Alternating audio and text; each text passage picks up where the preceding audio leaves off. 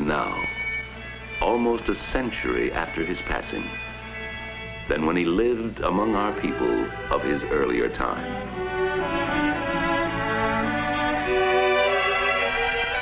It is proper that his nation pays him honor by putting his likeness, grave and kindly, on the most abundant of our coins.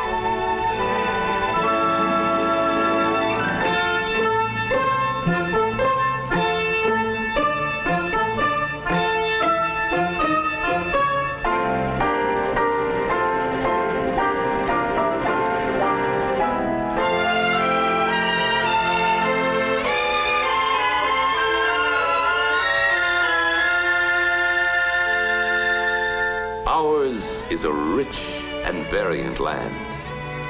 We are a prospering people, wherever we live or earn our livelihood. We have bounties beyond those known to the people of any other day, and as responsible as anyone else for the care of these bounties is the woman in the American home. More often than not, it is the woman who holds the family purse strings to stretch out the family paycheck. Hers is the struggle eternal. Always the difficult goal, making our money reach out to cover more of our needings or wantings and luxuries. Meeting the unexpected happenings that any family has always to expect.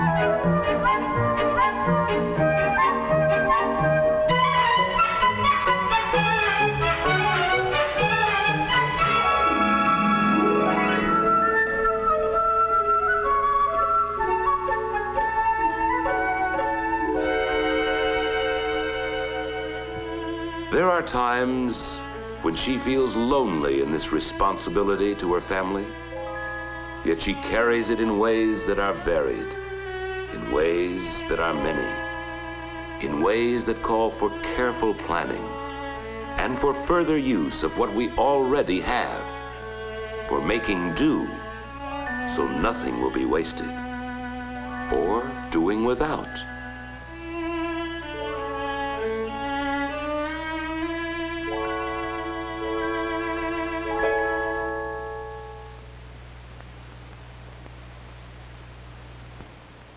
She unfolds and refolds the paycheck and molds it in the ways of thrift, making a fine art of doing so.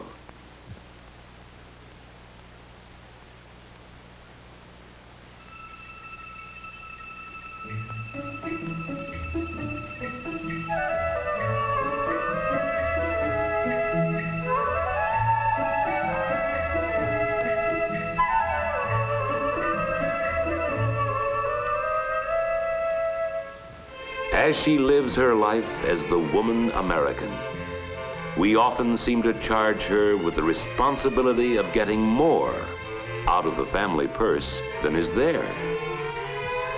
Her art of working with the family helps provide us with the daily necessities and perhaps some of our delightful American privileges of life.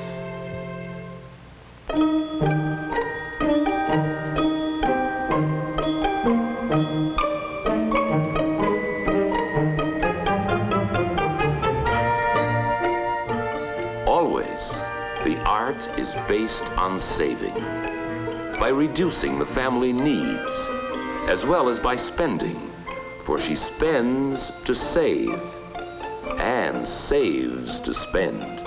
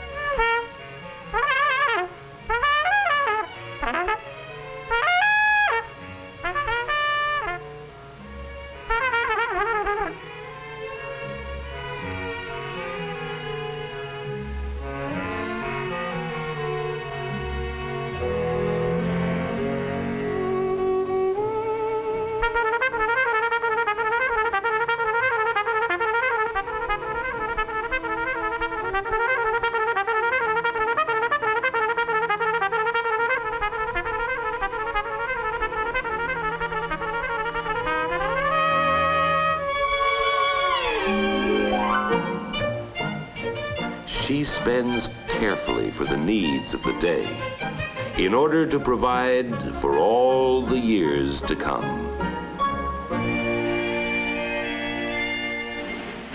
In any American home, the woman American uses the resourcefulness of her personal efforts to make the family money go round in the search for quality and price.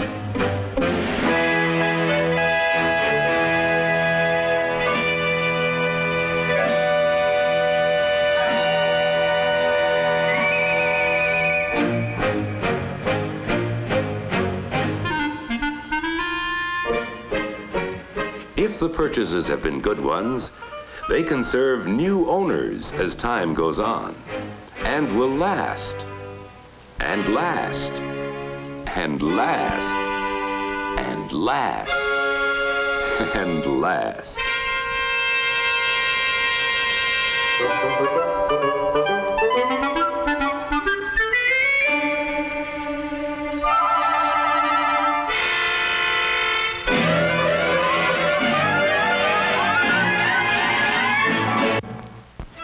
Those who sell and all who manufacture what is sold know that American women often have the deciding voice in whatever we come to buy.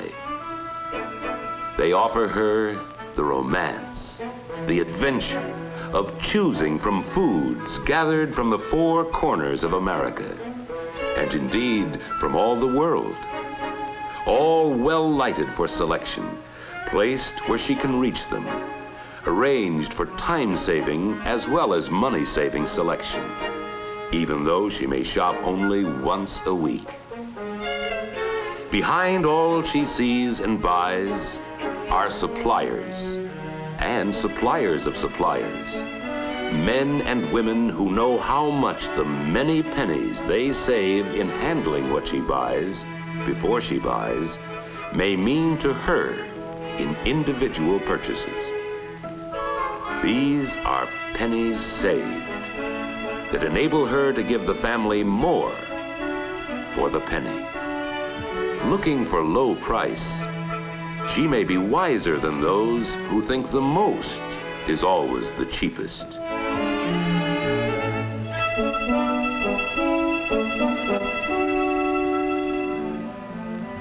Or wiser than those whose idea of saving is to spend gasoline driving around the block, looking for a parking meter with free time left on it.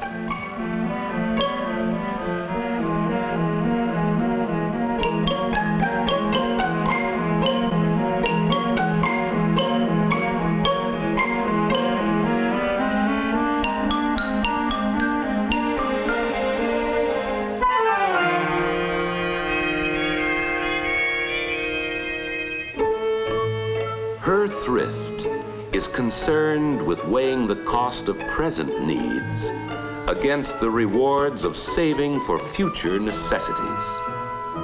While always she considers price, she looks also for those values, those qualities that provide for better appearances or promise to give us lasting satisfactions.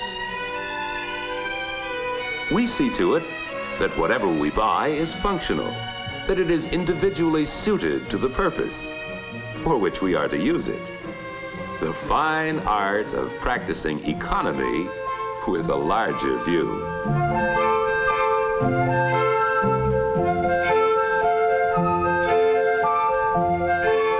Low first cost, yes, and suitability, the most value for the money spent as time goes on. And one thing more, we want the article that best serves our heart's desire. These three qualities she considers complete thrift. American producers of goods have a constant goal: to offer what her good taste and good judgment will want to buy. The success of each free enterpriser depends largely on how well he courts her, how winningly he bids for her fancy and her fortune. The courtship means keen competition, each producer trying to charm her with choice offerings calculated to please her and please her family a little better than with the attractions of anyone else. Competition presses the retail dealer, too, into practicing thrifty ways. It leads him into dealing in pennies. For pennies make all the difference in what is bought or not bought. Pennies. American industry, to save production costs, carries on a continual search for ways of keeping costs down to hold prices down, so our products can be priced to stand out in our competitive American market.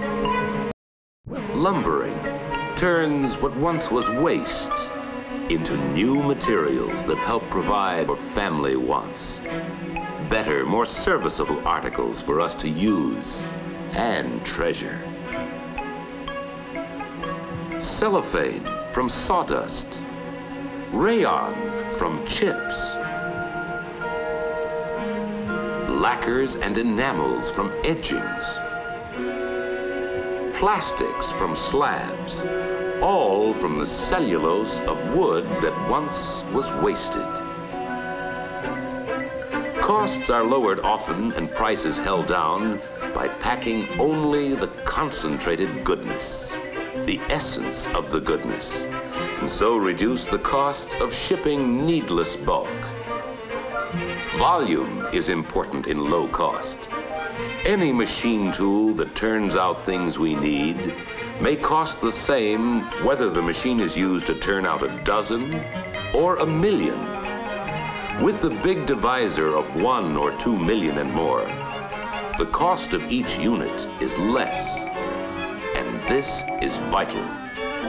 Even fractions of a penny saved on each of the innumerable materials and individual operations that go to complete the final product may determine how much we get for our money and whether we buy or buy not. The supplier of metal makes better use of time and labor by building his plant near the foundry where engines are cast. The costs and the pricings are held down by devising an improved way of doing things more economically. The molten material is carried over the private road, running between supplier and manufacturer. With the metal ready for casting when it arrives, the expense of remelting is gone. The savings are passed on to us, not only in prices held down, but more notably in products that are more and more reliable. Inventors, engineers, and manufacturers continually offer us improvements so we can have things with new beauty, longer life, and low maintenance costs. Improvements we can afford because they are economically produced and that can be bought by more and more people for less money than they ever cost. There is something else we want too. An opportunity to choose the attraction that serves the purpose for which we want it. Our wants and tastes differ. We are not all alike in what we like. Some of us have one like. Someone else has another like that's different. Depending upon who we are, where we live, and where we go from day to day, we differ in our desires as to style. Some families roll away on long trips once a year. Others take their travel in weekend lots.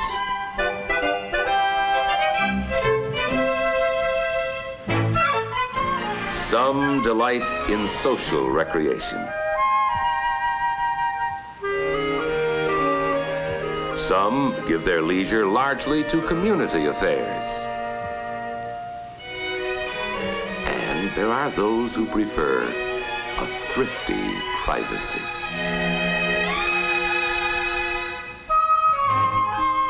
In many homes, the wife is a career woman.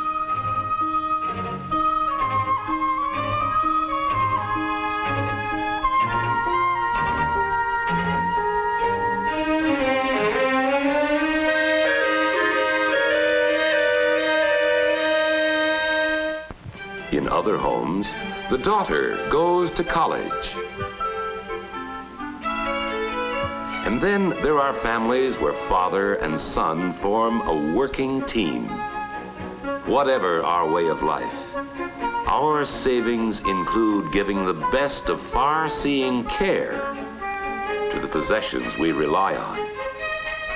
We insist on quality and give it the treatment quality deserves.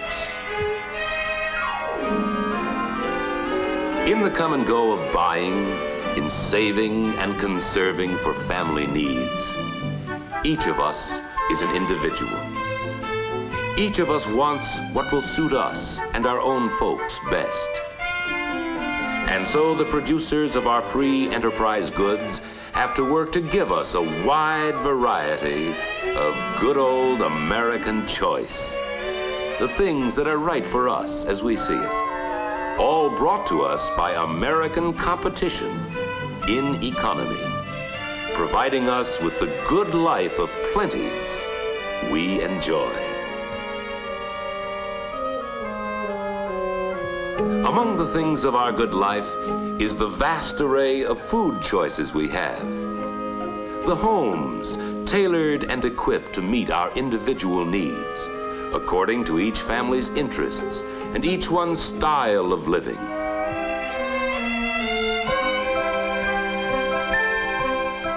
Competition puts labor-saving, time-saving devices in our homes that free a woman so she can add to the family income by carrying on with a working career.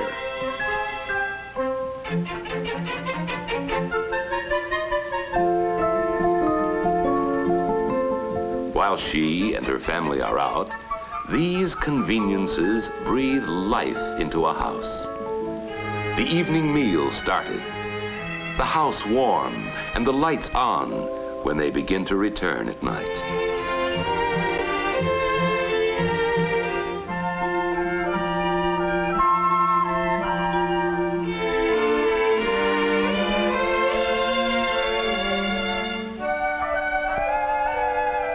Competition to win family favor makes it possible for us to be well dressed at the price we can afford to pay, low, medium, or high. But our thrift does more than spur competition in material offerings of convenience and service.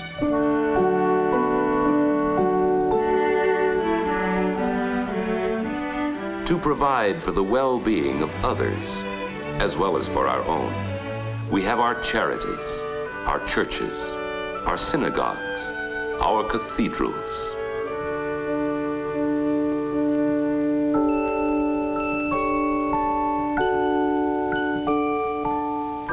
Our traditional American thrift, and particularly the thrift of our womenfolk, finds the way to provide for the future.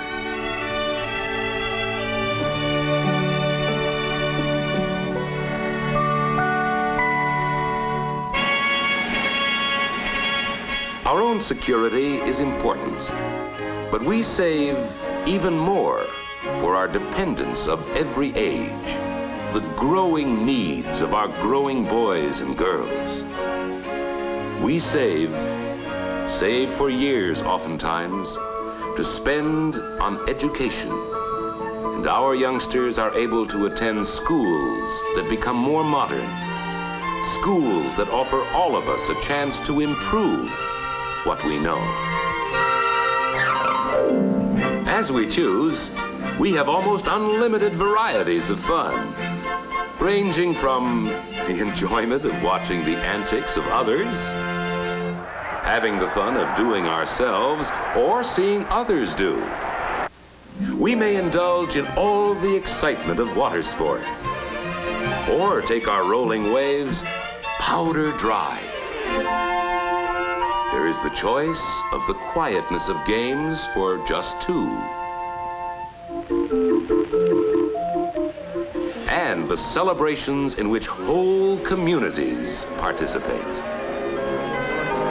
American thrift, with our savings, has afforded us places to go. We can see the wonders nature carved out long before America came into being. We can see the scenic grandeurs of our nation and the cities built by all the races and nationalities which have come to people our great country.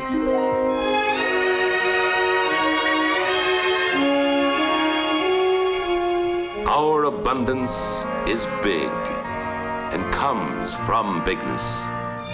The bigness of our busy business, the bigness of our fields, the bigness of our fast-moving, modern America. Our bigness, our greatness, the abundance that stems from liberty, is based on free and thrifty use of the great American penny.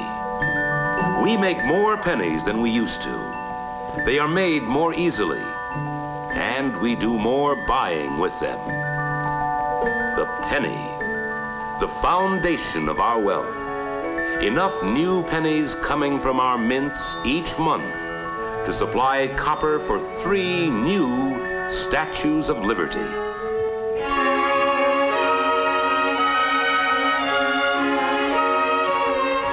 Originating in the spiritual values of liberty and spurred on by a thrifty sense of progress, we live in an age of growing abundance. As we grow and see all that is so wonderful in our land, we may well remember it is all developed from the practical dreams of those who came before us, our founding forefathers. Those who thriftily paved the way for our producers to turn out whatever may best meet the economy demands of our individual American needs and askings, and for our liberty to buy whatever we each may choose.